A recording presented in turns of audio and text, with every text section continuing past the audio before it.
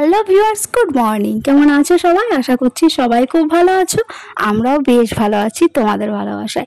তো চলো আজকের ব্লগটা স্টার্ট করা যাক। তোমরা টাইটেল থাম্বনেল দেখে নিশ্চয়ই বুঝে গেছো আজকের ব্লগটা ঠিক কি হতে চলেছে। তো চলো শুরু করা যাক। এখানে দেখতেই পাচ্ছ আজকের দিনটা ছিল দীঘার প্রথম দিন। আগের ব্লগে তোমাদের সাথে এই পর্যন্ত শেয়ার করেছিলাম। তো এই দিনটা কেমনভাবে কাটিয়েছিলাম চলো তোমাদের সাথে শেয়ার করি। ভেবেছিলাম প্রথম দিনটা খুব সুন্দরভাবে কাটাবো, বাট এত বৃষ্টি যে কি বলবো, আমরা বেরোতেই পারিনি সেই দিনটাতে, বুঝলে। তো চলো এই যে সন্ধ্যাবেলাতে একটু বেরিয়েছিলাম, তারপরে আর কোনো রকম ক্লিপ নেওয়া হয়নি। তারপর দিন সকাল সকাল দেখছিলাম বৃষ্টিটা একটু থেমেছে, তাই প্রায় 7:30টার দিকে আমরা চলে গেছিলাম একদম ওল্ড দীঘাতে সমুদ্রের ঢেউ দেখার জন্য। তো এই যে রীতিমতো আমরা বেরিয়ে পড়েছি, সকালের টিফিনটাও একেবারে করে নিয়েছি। আর মানাকে কিন্তু আলাদা করে আমি কিছুই নিয়ে যাইনি, কারণ ও সব কিছু খেতে শিখেছে।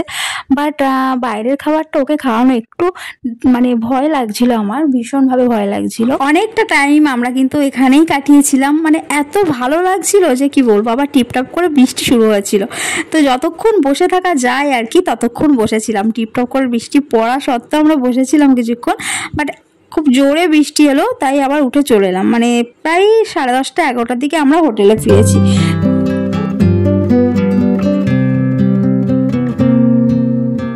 তিনটে ফ্যামিলি বাইরে বেরিয়েছিলাম, এত বৃষ্টি এসছে যে আবার ঘরে গিয়ে রেস্ট নিচ্ছিলাম আর কি। তো দেখো আবার প্রায় 3:30টার দিকে আমরা বেরিয়ে পড়েছি তালসারির দিকে। এটা দেখো তালসারি, তো এত সুন্দর লাগছিল জায়গাটা, বাট ওই যে বৃষ্টি পড়ছে তাই সেই কারণে আমরা একটু ভালোভাবে এনজয় করতে পারিনি জায়গাটাকে। তো দেখো ভীষণ ভালো ভিউ ছিল, একটু মনে হচ্ছিল যে নামি। ওরা সব মাছ ধরে আর কি ফিরেছে, জেলেরা মাছ ধরে ফিরেছে আর কি। তো সব আরও তো বন্ধ হয়ে গেছে এই টাইমে। ওরা ভেবেছিল যে এখান থেকে মাছটা কেনাকাটা করে নেবে, বাট আড়ত এখানে বন্ধ ছিল সেই টাইমে। এখানে যেহেতু সকালে করে আড়ত বসে সেই জন্যই। আর এখানে দেখো সব দোকান পাশারি এখন বন্ধ করে দিয়েছে, যেহেতু বৃষ্টি পড়ছে সেই কারণে। তারপর আমরা এদিকে চলে এসেছিলাম মন্দিরের দিকে। তো মন্দিরটা তো এই সময় একটু ফাঁকা ছিল, বাট প্রচণ্ড বৃষ্টি পড়ছে, তোমরা দেখে বুঝতেই পারছো। সেই কারণে আর ভিতরে যাওয়া হলো না। অনেকক্ষণ ওয়েট করেছিলাম সেই জায়গাটাতে, মন্দিরের অপোজিটে রাস্তার সাইডে। এত বৃষ্টি হচ্ছিল যে আমরা নেমে ভিতরটাতে যাব সেই পর্যন্ত যাওয়ার উপায় ছিল না, এতটাই বৃষ্টি পড়ছিল।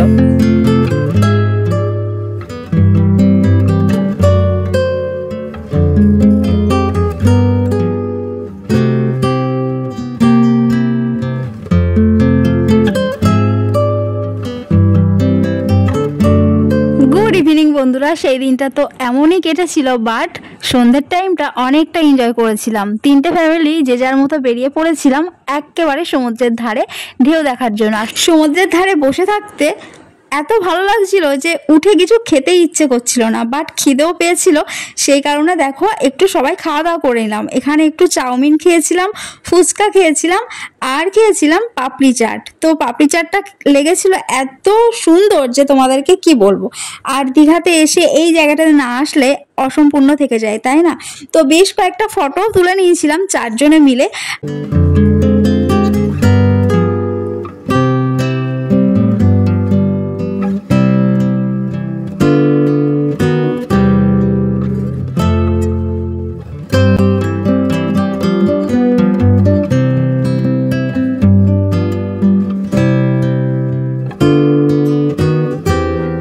Morning everyone. আগের দিন যেহেতু মন্দিরটাকে আমরা পরিদর্শন করতে পারিনি, সেই কারণে পরদিন কিন্তু সকাল সকাল প্রায় 4:30টার দিকে আমরা রওনা দিয়েছি মন্দিরের দিকে।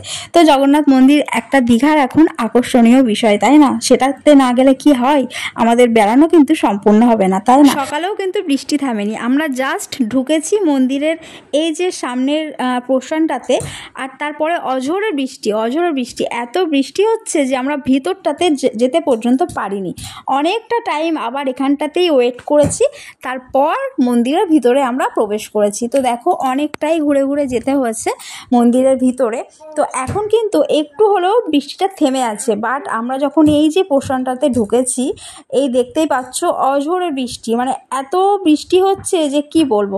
সবাই দেখো এখানটাতে ওয়েট করছিল, আর পুরো ভিতরটা না জলে থই থই করছে, এতটাই বৃষ্টি হচ্ছিল। আর তোমরা যারা যারা এসছো তোমরা নিশ্চয়ই দেখেছো মন্দিরটা কি দারুণ বানিয়েছে। মানে পুরীর মন্দির আমি দেখিনি, আমি পুরী কখনো যাইনি, তো জানি না কেমন, শুনেছি এরকমই দেখতে ঠিক। তো এত সুন্দর লাগছিল, আমার এত ভালো লেগেছে কারুকার্যগুলো যে কি বলবো তোমাদেরকে। তোমরা নিশ্চয়ই দেখতে পাচ্ছ, তোমরা দেখেছো তো দেখো। আর আশেপাশের যে পরিবেশটা মানে সাজিয়েছে পরিবেশটাকে, গাছ ফুল, মানে কি বলবো, অসম্ভব সুন্দর করে মন্দিরটাকে সাজিয়েছে। ভীষণ ভালো লাগছিল ওই জায়গাটাতে থাকতে, সময় কাটাতে। বাট বৃষ্টির জন্য অনেকটাই আমরা মানে কি বলবো অস্বস্তিতে পড়েছিলাম, ঠিকঠাকভাবে ঘুরতে পারিনি, ভালোভাবে সব কিছু দেখতে পারিনি। তো দেখো অনেকক্ষণ ওয়েট করার পর এখনো কিন্তু টিপটাপ করে বৃষ্টি পড়ছে। তো যাই হোক আমাদেরকেও যেতে হবে, তাই না, আবার অন্য জায়গাতে যেতে হবে। তো সেই জন্য কতক্ষণ আর ওয়েট করব। তো হালকা ভিজেছিলাম, তো ভিজতে ভিজতে মন্দিরের ভিতরে আমরা চলে গেছিলাম। আর দেখো মানে চতুর্দিকে সবুজে ঘেরা, ফুলে ভর্তি, আমার ভীষণ ভালো লাগছিল।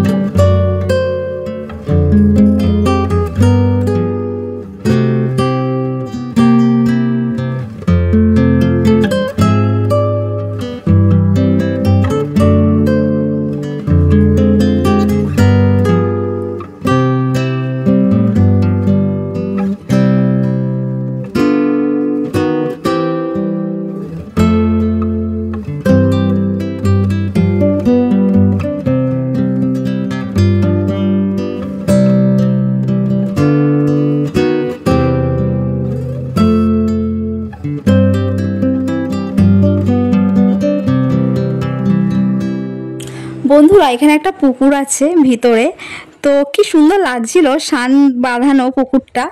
তো কচুরি পানা হয়তো সামথিং এমনই কিছু হবে, বড় বড় পানা আছে, খুব পরিষ্কার পুকুরের জলটা। আর মনে হচ্ছিল ওখানেই বসে থাকি, বাট ওখানে তো বসার মানে কোনো মানে প্লেস নেই, সব জায়গা ভিজে। তো একটু মানে কি বলবো, ওখানে একটু বসে টাইম কাটাতে খুব ইচ্ছে করছিল, বাট সেই পরিস্থিতি ছিল না। তো রীতিমতো আমরা সবাই ভিতরে গেলাম, জগন্নাথ দেব দর্শন করলাম, পুজো হচ্ছিল তখন। তো দাঁড়িয়ে কিছুক্ষণ ওয়েট করলাম, দেখলাম সব কিছু। তারপর একটা দিকে না ভোগ রান্না হচ্ছিল, ঠাকুরের ভোগ রান্না হচ্ছিল, সেখানেও দাঁড়িয়ে আমরা কিছুক্ষণ দেখলাম। বাট ভোগ সেই টাইমে তো আমরা তো অনেক সকালে গিয়েছি না, তো পুজো হতে ভোগ দিতে অনেকটাই হয়তো লেট হতো, সেই জন্য আমরা ওখানে ওয়েট করিনি। বাট কতটা এরিয়া জুড়ে মন্দিরটা তোমরা নিশ্চয়ই বুঝতে পারছো, আর ভীষণ সুন্দর, ভীষণ সুন্দর।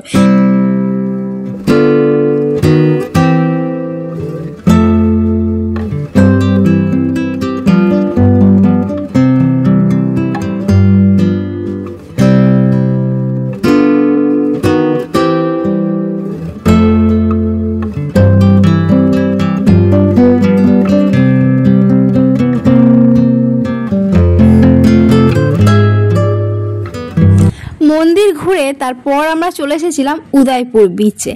তো আবহাওয়াটা তো বুঝতেই পারছো একদমই মেঘলা ছিল, তার ওপর ভীষণ ঠান্ডা লাগছিল আমার, জানি না কেন।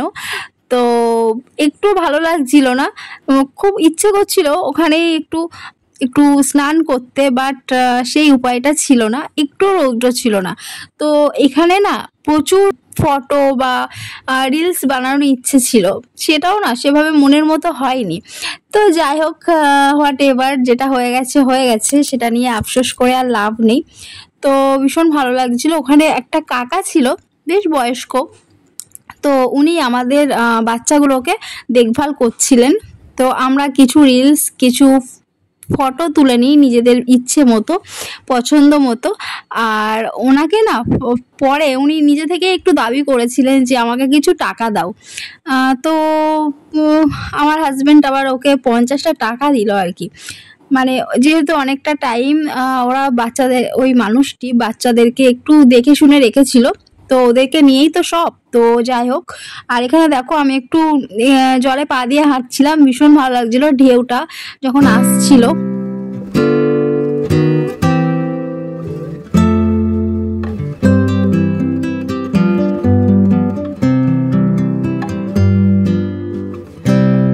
এখানে কিছুক্ষণ ঘোরার পর আমরা চলে গেলাম ওল্ড দীঘাতে। তো ওখানে অনেকক্ষণ ওয়েট করছিলাম যে কখন একটু স্নান করতে পারবো। তো দেখছিলাম একটা জল নামেনি, তার মধ্যেই অনেকে স্নান করছে। তো আমরাও বেশ অনেকক্ষণ ওয়েট করার পর আমরাও কিন্তু এখানেই স্নানটা সেরে নিয়েছিলাম। যেহেতু মেঘলা মেঘলা ওয়েদার ছিল, বেশিক্ষণ আমরা থাকিনি, তাছাড়া বাচ্চারা সাথে ছিল, সেজন্যই বেশিক্ষণ আমরা স্নান করিনি, সাথে সাথেই চলে এসেছিলাম। তো দেখো তারপর সন্ধ্যাবেলাতেই বুঝতেই পারছো, দীঘাতে সন্ধ্যাবেলাতেই ঢেউটা দেখতে জাস্ট অপূর্ব সুন্দর লাগে। তাই সন্ধ্যাবেলার অর্ধেক টাইমটাই কিন্তু এখানে বসেই কাটিয়ে দিয়েছিলাম, উঠতেই ইচ্ছে করছিল না, এত সুন্দর এত ভালো লাগছিল ওইখানটাতে বসে ঢেউ দেখতে। আর সাথে বাচ্চারা আছে, বুঝতেই পারছো ভীষণ দুষ্টুমি করছে, তাই আবার ওদেরকে একটু বেরিয়ে নিয়ে আসা হলো মেলা থেকে। আর তার উপর কি বলতো, একটু কেনাকাটিও ছিল, কিছু কিছু কেনাকাটি করেছিলাম বাড়ির জন্য, নিজের জন্য, সবার জন্য। তো তার জন্য একটু যেতে হয়েছিল ঘুরতে। দীঘাতে এসেছি আর মাছ ভাজা খাবো না, তাই কি কখনো হয়? তো দেখো এখানে ভোলা মাছ নিয়েছিলাম আমরা, আর চিংড়ি নিয়েছিলাম। তো চারজন মিলে খাওয়া দাওয়া করলাম, বেশ ভালো লাগলো। আর মাছগুলো দেখো অনেক রকমের ভ্যারাইটি ছিল, বাট কি বলতো, এটা ঠিকঠাক মাছ কিনা সেটা নিয়ে আমাদের একটু কনফিউশন হচ্ছিল, ওই জন্য অনেক অনেক দোকান খুঁজে এখানে এসে খাওয়া দাওয়া করেছিলাম। তো অনেক কেনাকাটিও করেছিলাম, সেটা তোমাদের সাথে শেয়ার করা হয়নি, পরে কোনো ভিডিওতে তোমরা চাইলে অবশ্যই শেয়ার করে দেবো, ঠিক আছে? এই জায়গাটাতে প্রচুর ভিড় থাকে, আই লাভ দীঘা যেখানে লেখা আছে, সেখানে কিছুটা ফটো তুলে নিলাম আমরা সবাই মিলে। আর দেখো তারপর খেতে এসেছিলাম পাপড়ি চাট। তো এই জিনিসটা খেতে না আমার বেশ ভালো লেগেছে এই জায়গাটায় বিশেষ করে। তো দেখো সবাই মিলে খাওয়া দাওয়া করে নিলাম।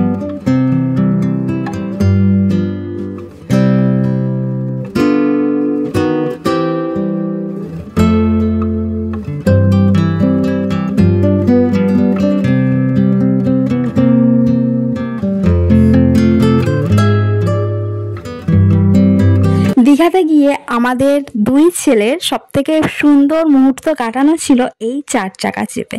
তো ওরা ভীষণ খুশি হয়েছে এই 4 চাকা চেপে। তো আমাদেরও ইচ্ছে ছিল যে দুই ছেলেকে এভাবেই গাড়ি চাপাবো এখানে, তো সেটা পূরণ হয়েছে।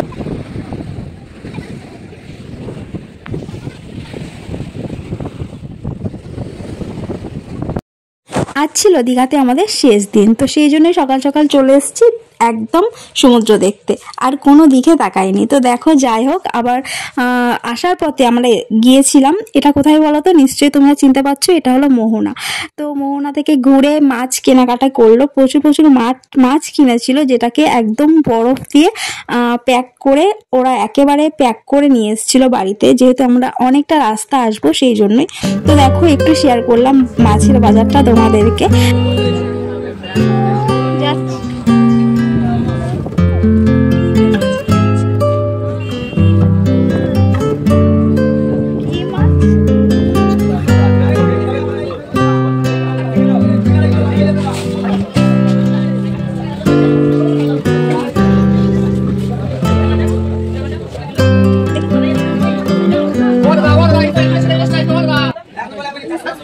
বন্ধুরা ভিডিওটি স্কিপ না করে যারা এখনো পর্যন্ত আমার সাথে রয়ে গেছো তাদেরকে অনেক অনেক ভালোবাসা। তো চলো আজকের ব্লগটা এখানেই এন্ড করছি। আর এটা ছিল আমাদের বাড়ি আসার দিন, যেটা তোমাদেরকে বললাম। তো সেখানেই আবার কোলাঘাটেই আমরা খাওয়া দাওয়া করে আবার বাড়ি ফিরেছিলাম। তো কেমন লাগলো অবশ্যই কমেন্ট বক্সে জানাতে ভুলো না। তোমাদের করে একটা লাইক একটা কমেন্ট আমাকে অনেক মোটিভেট করে। সো চলো এখন সবাইকে টাটা।